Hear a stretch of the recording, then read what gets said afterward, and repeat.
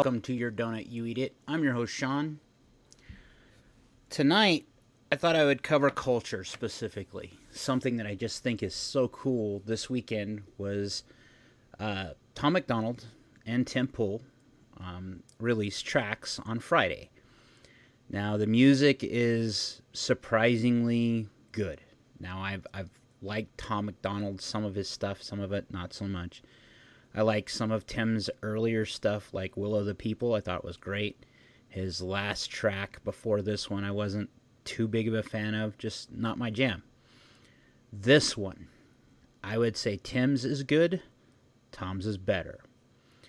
Here in a little bit, I'll play a little bit of each one, and we'll see what you guys think. But it's amazing.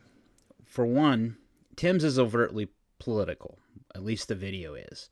And so is the track itself. If you listen to it, though, I would advise you highly to go look up on YouTube or Rumble and find it so you can watch the video, because the video makes the song. He makes fun of pretty much any talking head on CNN or Fox, and pretty much the lies that were perpetrated over the COVID stuff. Tom MacDonald's track, on the other hand, hit me just a little bit different.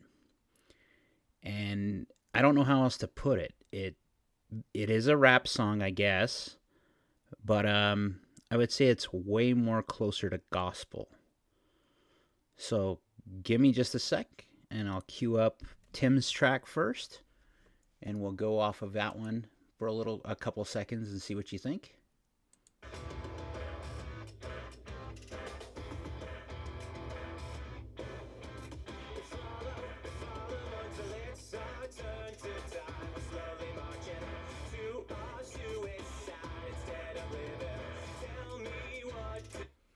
So that's Tim Pool from Timcast, or Timcast IRL. Ian Crosland's in it. So is Carter Banks. These are people that work with Tim, produce the music for the show. They're just making tracks. Pete Parada does the drums with this. If you don't know the story about Pete Parada, check that out.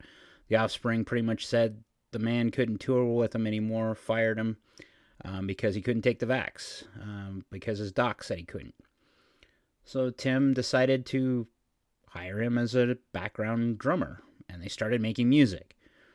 Now, this is going into the culture war heavy, and what I mean by that is Tim's wading into a cultural space like Eric July did with comic books that isn't supposed to be a friendly space for people with open ideas. But he did it anyway, and I think it's amazing. On the same day, Tom MacDonald released his track. And his track, he is not shied away from politics and music at all. And he's been controversial.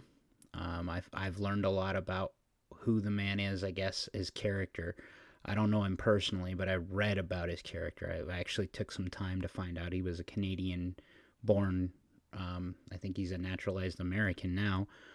But I definitely understand his sentiments in a lot of his music. It's kind of, after you've taken the red pill, you kind of get it. So here's Tom MacDonald's track.